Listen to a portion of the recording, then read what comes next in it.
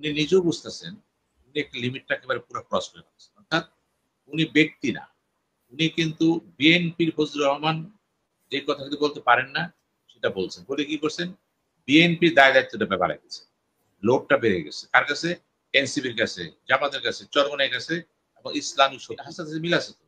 হাসনাত আর অলি আহমেদ তার পিতা, চেহারা মিল আছে। আপনি দেখেন ছবিটা, আমি দেখছি দুটো চেহারা মিল আছে। মিলটা কি? মিলটা হচ্ছে অলি আহমেদ ব্যক্তিত্ব ছিল, চেহারা বেশ লাজু, ভালো লোক ছিল সে, কিন্তু চেহারা নিয়ে কথা বলতো।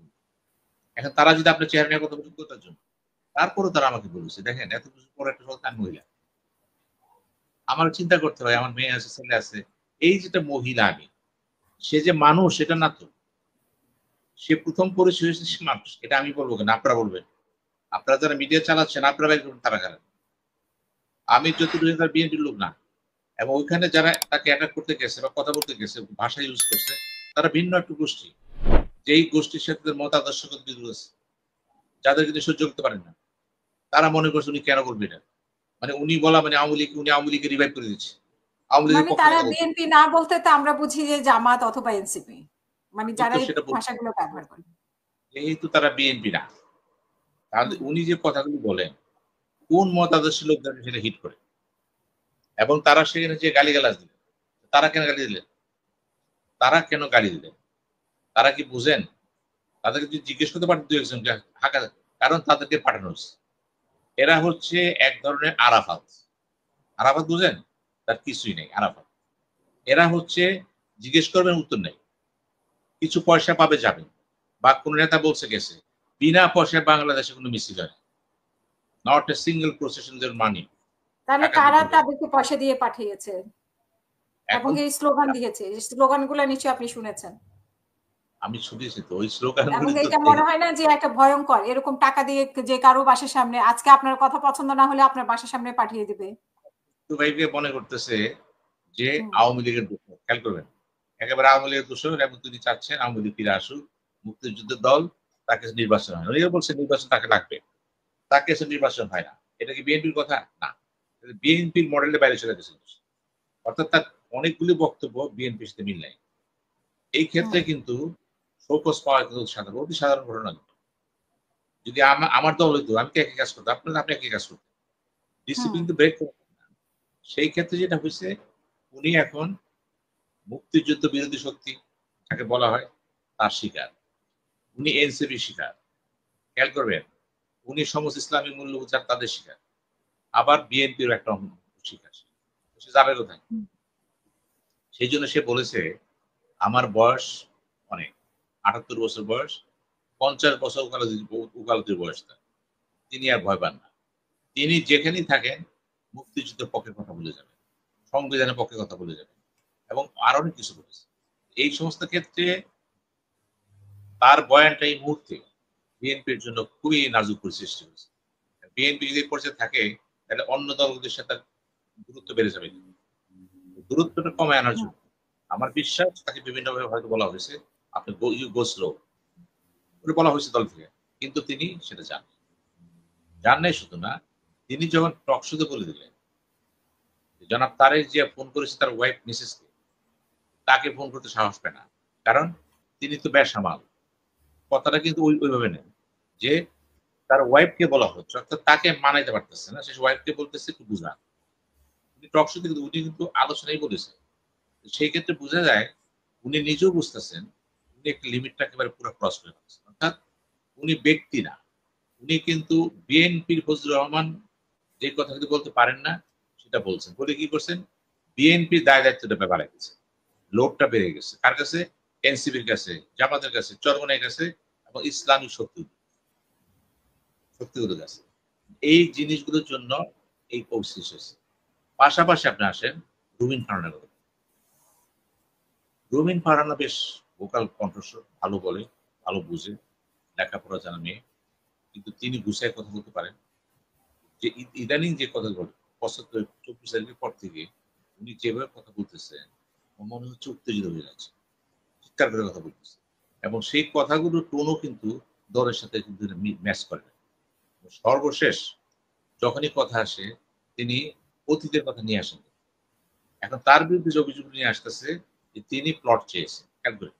এখন প্লট চেয়েছেন এবং তিনি অ্যাপ্লিকেশন প্রত্যাহার করছেন, দুটোই সত্য। এখন প্রশ্ন দেখা দিচ্ছে উনি তো পাইতে পারেন না, কেন ছিলেন? ঢাকায় তো বাড়ি আছে তার, তার 2-3টা বাড়ি আছে, বাপের বাড়ি আছে, সবই আছে। এরপরও তিনি কেন ছিলেন? অর্থাৎ এই যে বাড়ি পাওয়ার ব্যাপারটা, একজন মেম্বার অফ পার্লামেন্টের ভিতরে রাজনীতির লালসা লোক, এই লোকটা কেন আসে? এখন তাকে জিজ্ঞেস করেন, হ্যাঁ সে ভুল বুঝে তো প্রত্যাহার করছে, আবার অ্যাপ্লিকেশন করেছিল, তো সে করেছিল পাওয়ার জন্য। একটা ব্যক্তি দেখেন তো ভুল করতে পারে, ভুল করে সে অ্যাপ্লিকেশন করেছে, আবার ভুল বুঝে সে প্রত্যাহার করছে, দুটোই সত্য। কিন্তু সেই ক্ষেত্রে তার যে কথাবার্তা যেমন ছিল, সর্বশেষ যে কথা আসে নির্বাচন কমিশন, তিনি আইনজীবী, সব ভালোভাবে বুঝেন, কিন্তু ওই জায়গাটার মধ্যে হইচই হলো, পক্ষ প্রতিপক্ষ দেখা দিল এবং তিনি বললেন আমাকে ধাক্কা দিয়েছে এবং বিএনপি লোকজন করেছে। এবার কিন্তু সরাসরি সে বিএনপি হিট করল, তাই সে বুঝাই দিল যে বিএনপিতে অসংখ্য সন্ত্রাসী আছে এবং গুন্ডা আছে, রংবাজ আছে। শুধু তাই না, সে টক শোতে বলেছে আমাকে যখন বলা হলো এরা কারা, গুন্ডা পান্ডা কারা, তখন আমি একটা লিস্ট দিয়েছি দুর্নীতি, আর মানে একটা লিস্ট দিয়েছে সে। অর্থাৎ বিএনপির বিরুদ্ধে একটা সূত্র অভিযান সে চাচ্ছিল কিন্তু, এবং সে বুঝতে পারতেছিল এই বিএনপি দিয়ে ক্ষমতা যাওয়া সম্ভব হবে না, প্রিডিকশন তার, তিনি চান স্বচ্ছ বিএনপি চাচ্ছেন। সেই ক্ষেত্রে তিনি যখন বললেন আমি গুন্ডা রাখতে পারতাম, আমি গুন্ডা রাখতে পারতাম, এখন একজন বিজ্ঞ ব্যারিস্টার হয়ে, আইনজীবী হয়ে তিনি তো বলতে পারেন না। এখানে কি হয়েছে, তিনি তার টেম্পারটা লুজ করেছেন, এরপরে থেমে থাকেননি। এরপরে যখনই কথা হচ্ছে তিনি হাসনাত আব্দুল্লাহকে বলতেছেন, গালি দিচ্ছেন, এই যে বান্দির বাচ্চা, চিন্তা করেন যেভাবে গালি দেন, বা ওই ছোট লোক, চেহারাটা টাকা, চেহারা টাকা, টাকাদের মতন। আপনি কারো চেহারা তো আল্লাহ দিছে, আল্লাহ তাআলা যা দিছে আপনাকে, আপনি তো সমালোচনা করতে পারেন ডাকাত হিসেবে চেহারাটা, কেন বললেন এটা? এখন অলি আহমদের চেহারা কেমন, অলি আহমদের চেহারাটা কেমন ছিল? হাসনাত মিল আছে তো, হাসনাত আর অলি আহমেদ তার পিতা চেহারা মিল আছে, আপনি দেখেন ছবিটা, আমি দেখছি দুটো চেহারা মিল আছে। মিলটা কি? মিলটা হচ্ছে অলি আহমেদের ব্যক্তিত্ব ছিল, চেহারা বেশ লাজুক, ভালো লোক ছিল সে, কিন্তু চেহারা নিয়ে কথা বলতো।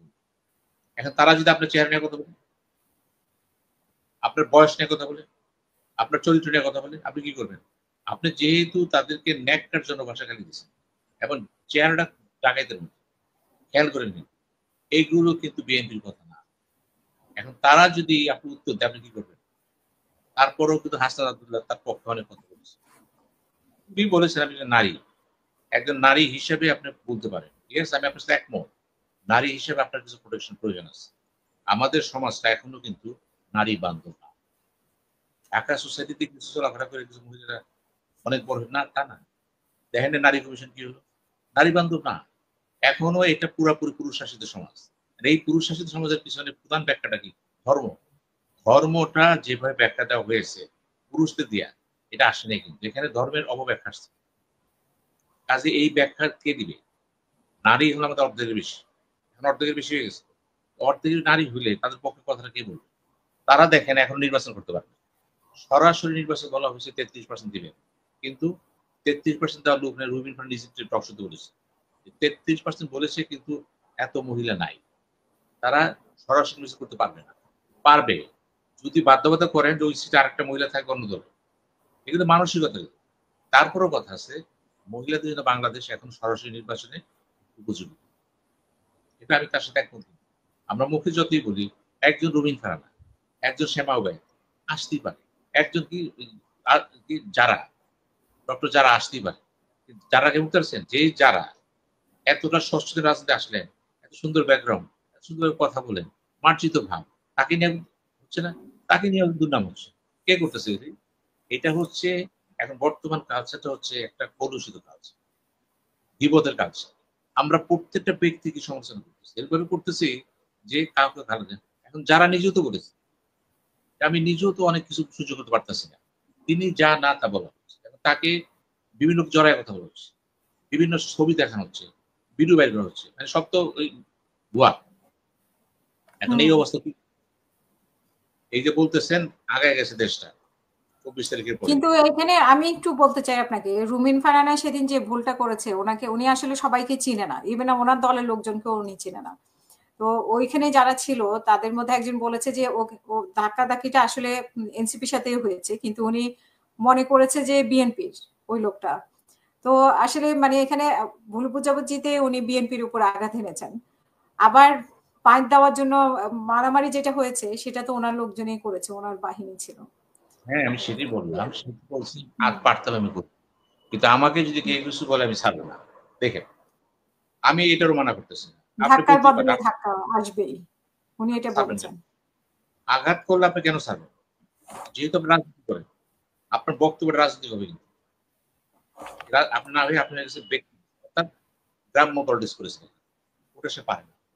পারে না বলে এবং তার যে বলার ভঙ্গি, ভাষণ ভঙ্গি প্রত্যেকটা ছিল এক নিচে। এই রুমিন ফারহানা কিন্তু আমরা চিনি না, জানি না। এখন যখন কথা বলে উনি চিৎকার করে যেভাবে নিয়ে আসে টক শোতে যেভাবে কথা বলে ওগুলো অনেকটা অ্যাটাকিং করেছিল।